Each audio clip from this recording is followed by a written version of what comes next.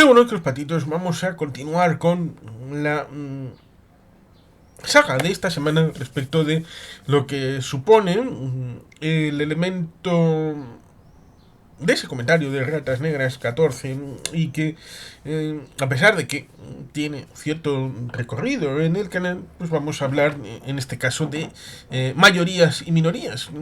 El título es claro, la mayoría es la mayoría y es muy claro. Pero claro, ahí nos encontraríamos con el hecho de retrotraernos al siglo XIX español. El caso es que en el comienzo del siglo, respecto de elementos heredados como la ley sálica, la ley de los salios, la vertiente respecto de la herencia de la corona, en donde nos retrotraeríamos ciertamente a la época de Felipe V como heredero de Carlos II, en donde tenían relaciones familiares, sí, lo mismo que había ciertas relaciones familiares que pudieran dar relumbrón al hecho de que en 1515 el rey Ferran el Católic alguno diría autoproclamara o se proclamara a través de las llamadas Cortes de Navarra rey de Navarra, rey legítimo de Navarra, y por lo tanto ahí nos encontraremos con la evolución posterior respecto de una herencia envenenada a través de lo que suponía el ámbito jurídico-político y las relaciones internacionales en la llamada Guerra de Sucesión de 1700 a 1714, la Paz de Utrecht de 1713, respecto de la situación de Carlos IV y de Fernando VII. La diferente situación respecto de Portugal, que sí se fue a Brasil, la corte, mediante un tránsito ordenado en la época de las guerras napoleónicas.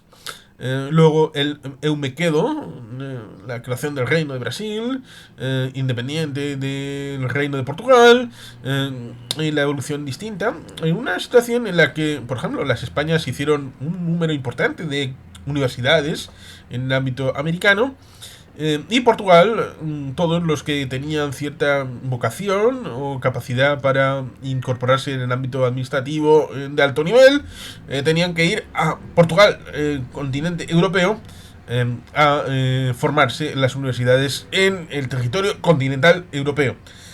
Un hecho diferencial que quien dirá es mejor porque así incorporaban el hecho de sentirse más arropados respecto de los portugueses continentales europeos, y por tanto ese enjuagamiento, y había una vocación en el ámbito de las Américas separatista tal vez, en esa inoculación de la semilla de que no tenían necesidad, ni siquiera la aristocracia, de hacer un viajecito hacia Madrid para físicamente tener contacto con un rey de las Españas que estaba allá, en el continente europeo. Eh, las mayorías y las minorías en el caso de las Españas en el ámbito de la Cámara supuestamente legislativa, aunque el origen de las Cortes de Cádiz habría que verlo también ligado a las Cortes de Castilla, y por lo tanto aquellos que tenían una distinta podían pelear respecto de qué derecho tenían a incorporarles, porque ya tenían su propio ordenamiento. Como le dijo Juanjo Yandiola en 1808 en las Cortes de Bayona a todo un emperador Napoleón: nosotros ya tenemos nuestra constitución, que la tengan los españoles me parece cojonudo, fantástico, muy bien, pero nosotros ya tenemos nuestros derechos, y en una disposición habló precisamente de ese reconocimiento sobre los hechos forales diferenciales de estos vascos, que bueno, pues ya lo comentaremos más adelante cuando termine estas guerras, pero aquí queda claro en esa constitución de Bayona de 1808, la primera de España, que estos vascos tienen sus cosas y por lo tanto hay que tenerles un poquito en rancho aparte. Esas mayorías y minorías respecto de, por ejemplo, cómo se votaron a esos diputados en Cádiz, en el que hubo alguna disposición de que el sufragio censitario fuera más o menos evidente, pero el sufragio de urgencia respecto de aquellos que habían sido acogidos en Cádiz y en torno, respecto de provincias enteras en donde solamente votaron aquellos que estaban allí. Por lo tanto, ¿qué posibilidad había de que fuera una elección libre y no mediatizada por el sesgo ideológico de aquellos que estaban refugiados y exiliados de su territorio de origen, y por tanto pasaría algo como Muyagor y Condes y Condesas, aquel libro de Ibarzábal que comentamos en su momento respecto de la presencia del territorio guipuzcoano, en buena medida vehiculizado por unos elementos ideológicos desde la ciudad de San Sebastián, que tenían un posicionamiento ideológico bastante radical y completamente distinto del que podían tener los liberal fueristas en el resto del territorio.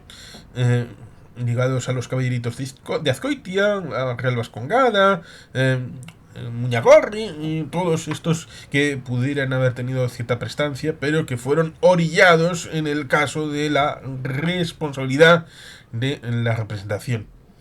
Por tanto, el juego de mayorías y minorías se veía ya mediatizado a través de esta situación en las representaciones a Cortes de Cádiz y posteriormente. Y en el libro habla de hasta la finalización de la Primera Guerra Carlista. Por tanto, estamos hablando ya del primer tercio largo del siglo XIX. Las mayorías y minorías respetan el hecho de que cuando hay una mayoría, pues evidentemente tiene que hacerse, pero también tiene sus contraprestaciones. Porque el juego de mayorías y minorías supone el respeto también a la minoría. Cuando vamos a Cuba, a Nicaragua, a Venezuela, a veces se tratan de meter en un esquema donde les gusta hablar de supuestos embargos, supuestos bloqueos, temas ideológicos respecto de Estados Unidos es muy malo, muy malo, muy malo, el imperialismo yanqui, todo esto, olvidando el propio imperialismo, por ejemplo, de Cuba, como máximo injerencista en la segunda mitad del siglo XX en el hemisferio occidental, es decir, las Américas, y por supuesto no solamente, sino también en Etiopía, en Angola, en el Congo y en otras realidades. Por ejemplo, Cuba estuvo presente en la Guerra del Perdón, en los altos del Golán, luchando contra Israel en 1973. Y también algún aviador estuvo en la Guerra de Desgaste, en la zona del Nilo, entre 1967 y 1973. Por tanto, Cuba ejerció su imperialismo siendo un país pobre, olvidando un pequeño detalle. Los cubanos tienen derechos humanos. La Declaración Universal de los Derechos Humanos abarca también a los cubanos. Por tanto, esa situación articular de los 30 artículos, precisamente el 30, tan importante, que habla de que no se puede arbitrariamente decidir cuál de los anteriores es de aplicabilidad y cuál no. Debe ser integral, completa. Y por tanto, cuando el juego de mayorías y minorías se ve mediatizado por la ausencia precisamente de esa declaración de derechos humanos, es cuando en la mayoría se impone y aplasta a cualquier minoría. Y las mayorías y las minorías a veces pueden ser de larga duración y de sostenibilidad, porque cuando nos encontramos en el año 35 con la Convención de Montevideo respecto de la Organización de Estados Americanos, en donde se estableció 5 elementos consustanciales de qué es un Estado, para diferenciar un Estado independiente de cualquier otra entidad que sea diferencial. Una realidad es el hecho de tener una población estable, el tener unas fronteras definidas y en buena medida tener esa perdurabilidad de esa población y de la toma de conciencia y de sostenimiento de esas grandes mayorías que pudieran sostener dentro de sí esas minorías que pudieran establecer ciertamente un marco conceptual llamado Estado. Es algo realmente importante. El juego de mayorías y minorías a veces se ha tenido esa circunstancia. Por ejemplo, en paralelo respecto de la Guerra Civil Española, había una guerra en México llamada de Cristeros. El gobierno mexicano, desde Ciudad de México, quería el establecimiento laico, cosa que no es novedad, porque ya sucedió en el siglo XIX, pero había unas minorías que tenían vocación mayoritaria de defensa de la religión y de defensa de un Estado que pudiera ser confesional, que pudiera tener cierta prestancia, o como mínimo el respeto a la posibilidad de que los símbolos y señas de la religión católica pudieran expresarse en público, en procesiones, en su caso. Estamos hablando, por ejemplo, de la Semana Santa, pero también de tal vez la Navidad, del Niño Jesús, de su nacimiento, de su calvario y fallecimiento, y de todos los pasos litúrgicos que suceden a lo largo de la temporada católica con sus diversos pasos y tránsitos. Y por tanto ahí había un hecho en donde se trataba de borrar de cualquier manera el hecho religioso, como ya habían intentado en la época de la Revolución Francesa con la constitución de una religión laica, eh, científica, y todo aquello respecto de constituir un nuevo calendario y todo aquello. Las mayorías y las minorías, por lo tanto, nos encontramos con esa situación en la que las minorías deben de respetar el hecho de que haya mayorías que puedan constituirse, pero también las mayorías deben de respetar a las minorías porque no son todopoderosas. Y la diferencia ciertamente está en las minorías nacionales respecto de las mayorías y minorías concupiscientes en un territorio. ¿Cuál es la diferencia fundamental? Cuando nos encontramos, por ejemplo, con ámbitos poblacionales, pues claro, está que, por ejemplo, los catalanes pueden aspirar a jugar en el juego de mayorías y minorías eh, difícilmente, de manera diplomáticamente dicha. Porque el porcentaje de la población que puedan ser los catalanes respecto al conjunto del Estado español, en buena medida, dificulta el hecho de que vayan a ser alguna vez mayoría. Son una minoría nacional dentro del Estado español. Los latinos son una minoría nacional dentro de Estados Unidos. Sí. Es difícil que vayan a ser una mayoría. Bueno, el juego demográfico pues puede tener una disposición como por ejemplo el hecho de la situación en 1968, 69, 70, 72 en el norte de Irlanda respecto de los católicos republicanos que pudieran aspirar a la reunificación de Irlanda. Eran una minoría, a pesar de que pudieran ser más importantes en el ámbito del condado de Ulster, en Derry. Derry podrían tener una importancia mucho mayor de la que podían tener en Belfast.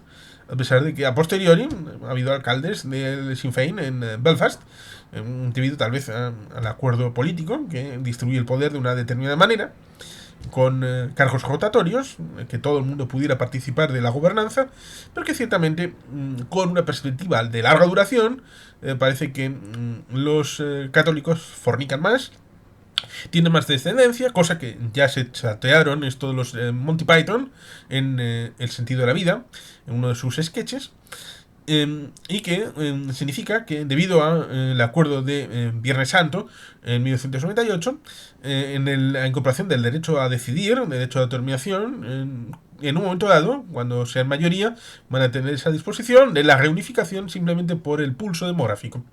Otra cosa es que aun teniendo el pulso demográfico ganado y en el último censo ya son mayoría los católicos, aunque no mayoría aplastante, estamos hablando de un 43-42, por decir unas cifras, porque aparte de católicos y protestantes, pues hay otras realidades. Podría ser luego que católicos votaran a favor del Remain dentro del Reino Unido por criterios políticos, con lo cual ese juego de mayorías y minorías a veces no es automático, como pasó en el tema de Escocia. Hubo gente escocesa de pura cepa que votó por Remain, tal vez por herencia del concepto de la solidaridad en la Segunda Guerra Mundial, por criterios de oportunidad, de que tal vez no era el momento. Todavía estaban los coletazos de la crisis subprime en 2008, o la situación del gobierno de Londres, porque si eres conservador, pero en todo lo demás eres escocés de pura cepa, y tu gobierno es el que está en... pues puedes tener una ambivalente posición. Puedes decir, si Escocia se va, entonces al sur pueden ganar los conservadores siempre, o vamos a apoyar al gobierno de Londres con la permanencia porque es el mejor momento para hacer piña con David Cameron. Bueno, pues el momento concupisciente puede tener derivadas curiosonas en el juego este de mayorías y minorías. Y por lo tanto, hay que distinguir eso de las mayorías y minorías nacionales y las mayorías y minorías en el ámbito propio.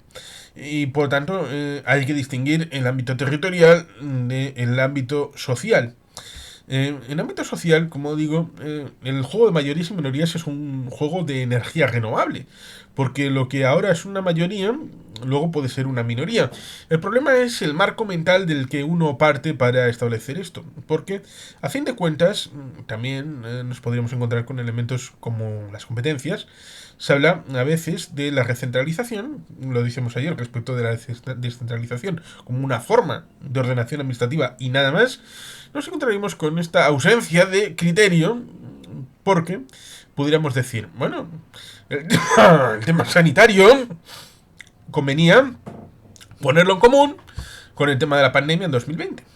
O el tema educativo, debido a que algunas comunidades tienen mejor posicionamiento en PISA, a pesar de que PISA se ha revelado como un indicador bastante flojo.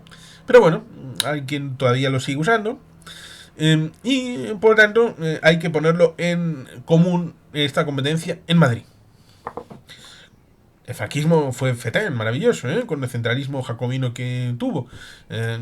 Y luego la descentralización fue muy bien a todas las comunidades, en cierta medida. Pero se olvidan del nivel europeo. ¿Por qué quedarnos en Madrid? ¿Por qué no dar las competencias directamente a Bruselas y que el comisario decida por todos los confines de la Unión Europea? Por supuesto, siempre habrá esa idea de no, es demasiado territorio para un comisario y al final necesitaría unidades delegadas en los... ¿Ah? Entonces, estaría el hecho de partir del marco mental en el que el Estado es el centro y por tanto, tanto hacia abajo como hacia arriba, cualquier cosa será accesoria respecto de ese juego de mayorías y minorías, porque será juego de mayorías y minorías dentro del marco mental del Estado que usted defiende. Ese es el elemento distorsionador y diferencial en donde ciertamente algunos tenemos otro marco mental, en el que pensamos, nosotros, nuestra nación es, por ejemplo, la vasca, o la gallega, o la catalana. Es una nación diferencial, distinta, propia, que no se cierra a colaborar con otros dentro del marco ahora del Estado español o del marco europeo. Y por eso aquella duda que el presidente Mas habló de qué quiere ser, Massachusetts o un condado de Texas. En la idea de que vendrá la Europa Federal y qué quiere ser. En el caso de Cataluña, pues qué quiere ser. Algo como Austria, algo como Eslovenia, ser un estado propio que se incardine directamente en la construcción europea. Evidentemente no serían 27, serían tal vez 50 estados. Pero Estados Unidos tiene 50 estados y no pasa nada. Es una cuestión de complejidad, única y exclusivamente, de incardinar una negociación más compleja, con más actores, respecto de mayorías y minorías. Recordemos, en esto de mayorías y minorías, que ciertamente, a pesar de que es en buena medida en la costa este y no la oeste, y en buena medida originarios de aquellos 13 estados primeros, tenemos a Rhode Island, tenemos a Delaware, tenemos a Maine, que fue limitado, luego posteriormente, dividido, tenemos Vermont, y tenemos luego, en la época de la Guerra Civil, previamente, tenemos la subdivisión del Gran Estado de Virginia con West Virginia, con Virginia Occidental, que se segregó precisamente por no seguir las políticas esclavistas y no querer segregarse de la Unión. Por tanto, ante eso hubo esa separación entre West Virginia respecto de la Virginia original. Y por tanto, es posible tener un estado pequeñito respecto de grandes estados como California, Texas. Incluso hubo la idea de segregaciones respecto de la ciudad de Nueva York, California, se fragmentada, y otras realidades que se pudieron plantear respecto de una historia jurídico-política también bien interesante. Por tanto, el juego de mayorías y minorías, claro que está presente. Y debe de estar presente, pero con su justa medida y entendiendo respecto de, por ejemplo, cuando uno acude al ámbito parlamentario, que es probablemente el que el muchacho que comentaba iba por él, en buena medida cuando tienes los escaños de representación, que no es la población exactamente, sino a través del censo, que participa en unas elecciones, y esa gente que participa luego se traslada en una composición parlamentaria. El juego de mayorías y minorías, pues es una energía renovable, porque no es para siempre, la foto es cambiante, es no una foto fija, sino like a Rolling Stone, en donde se ve precisamente que en cada legislatura pues hay una evolución de lo que los diferentes partidos pueden tener, incluso con la incorporación de nuevos partidos, que pueden tener mayor o menor presencia, pero cuando tenemos una visión territorializada y cuando es de larga duración, esas minorías respecto del ámbito parlamentario, pues en buena medida siempre van a ser minorías. Luego, el juego, respecto de, como diría Víctor San Roma, respecto del método que se aplica para la transformación de esos resultados electorales en escaños, que eso puede ser variable a la hora de producir efectos proporcionales o efectos mayoritarios, nos encontraremos ciertamente con una complejidad respecto del proceso electoral que es mucho más que simplemente el hecho de una papeleta respecto de un momento, de una hora, de un lugar en el que se mete esa papeleta en una urna. Es mucho más complejo el proceso electoral. Las mayorías y las minorías, por ende, entonces nos encontraríamos con que esa minoría territorial transformada en escaños que jamás van a poder ser más de un determinado ámbito. En el ámbito vasco nos encontraríamos con 23, 24 en los últimos tiempos de escaños por las 4 hermanas forales.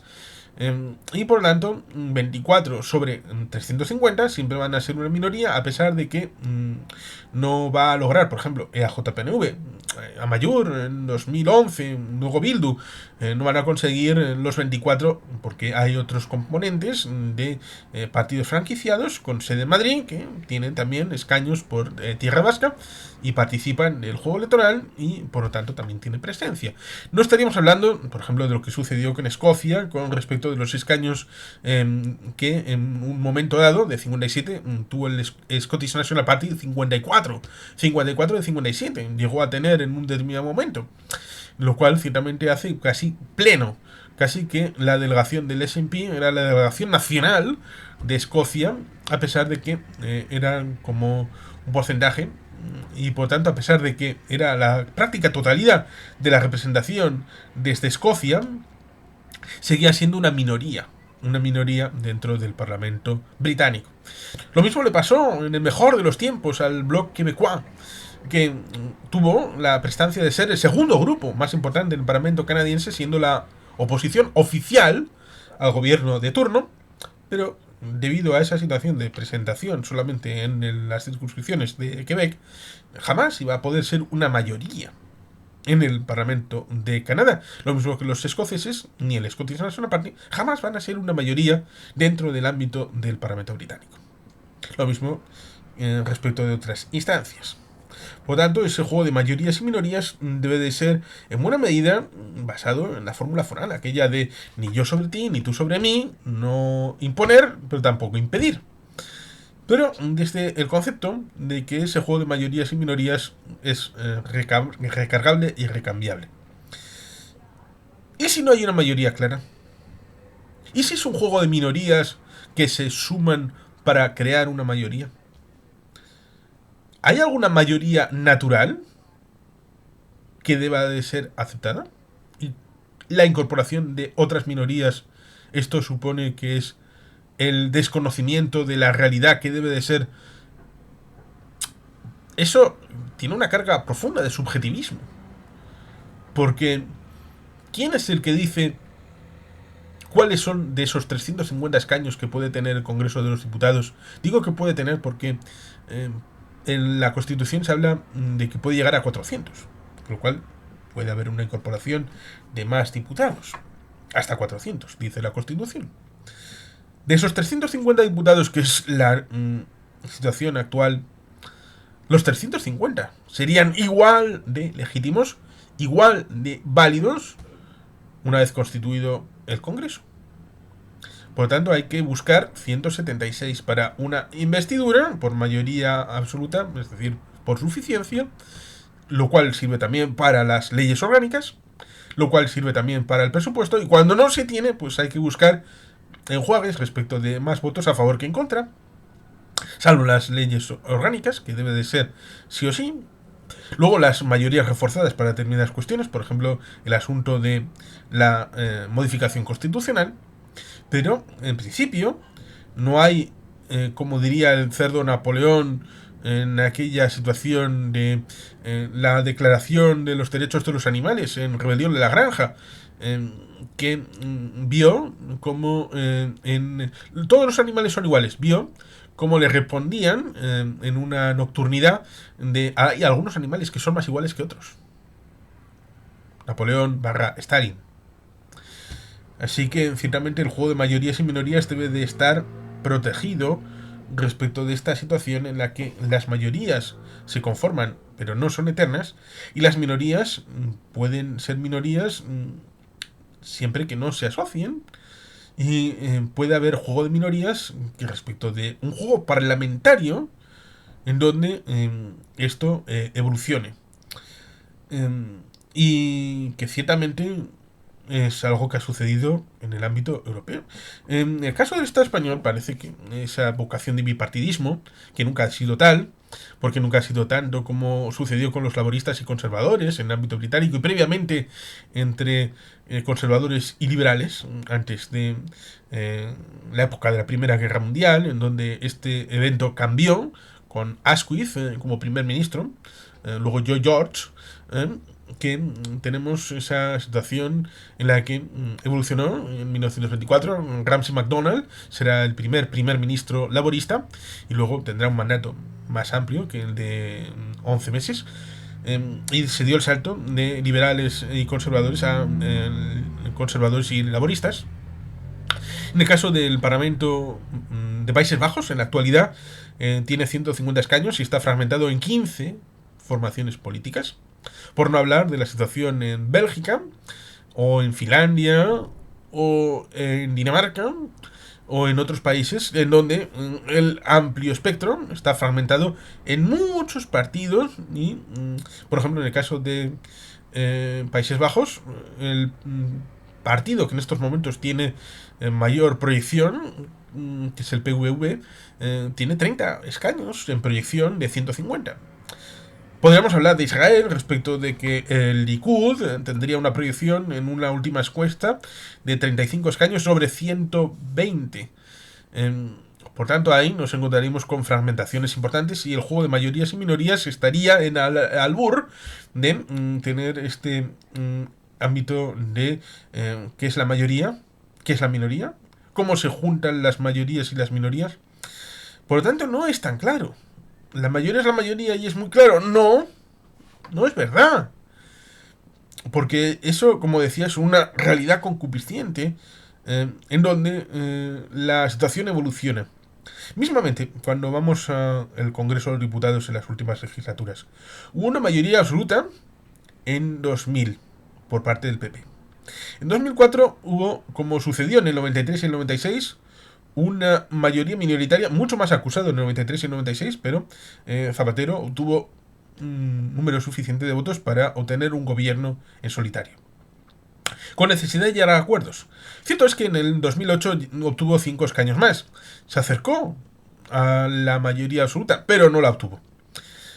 Y en buena medida, ciertos apoyos, como pudiera haber sido Izquierda Unida o Esquerra Republicana de Cataluña, en 2010 le abandonaron.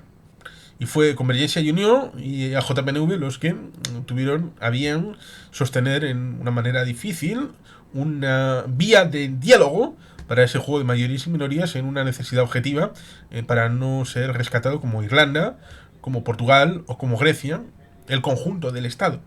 Luego hubo un rescate bancario con Cristóbal Montoro y con el señor Rajoy.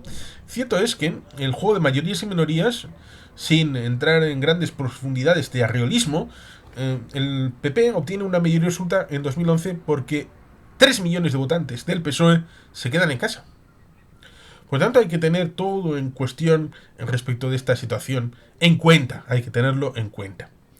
Cierto es que luego el bipartidismo supuestamente quebró después de 2014-2015, la situación de la doble convocatoria en el 15-16, las dos del 19 y la situación actual en 2023 con la legislatura actual, con todo lo que supuso respecto del juego disperso. Pero esa complejidad es algo que también hay que saber torearla, hay que saber estar dentro de lo que Ortega y Gasset, de que no sabemos lo que nos pasa y eso es lo que nos pasa, con lo cual hay que hacer primero un diagnóstico y después actuar sobre la España real, no que la que algunos imaginan. Esto es una diferencia fundamental a la hora de poder jugar con esas mayorías y minorías. Aquellos que tienen apriorismos no declarados tienen esta limitante a la hora de reconocer cuál es el juego que ellos tienen, dando por supuesto de manera artera el hecho de que piensan en España, piensan en el ámbito centralista, piensan en que aquellos elementos minoritarios venidos de territorialidades, nacionalidades y regiones tienen menor rango y nivel respecto de esos llamados partidos nacionales, que en el caso de algunos pues piensan que su vertiente, ya sea la izquierda, ya sea la derecha, es la que es la mayoría natural y por tanto no deberían de tener, sobre todo pensado en el marco de la derecha, que suele tener menor dispersión. En este caso estaría el hecho de que el PP ganó y en una situación en la que el PP no gobierna. Porque digamos que fue una suma de incapacidades. El PSOE fue incapaz de ganar las elecciones el 23 de julio del 23, pero el PP fue incapaz de gobernar. Y por eso se le da responsabilidad a aquellos grupos que pueden ser minoritarios o menores respecto de los llamados partidos nacionales, pero que siguen teniendo la misma legitimidad que el resto de todos los 350 diputados y por tanto el juego de mayorías y minorías es algo que, como decía, va consustancial a los derechos humanos, el respeto a los derechos fundamentales y el respeto a el diferente. Esa sería una clave importante respecto de este asunto. Y sin más, queridos patitos, es que ricasco, agur berobat, beti gilpien.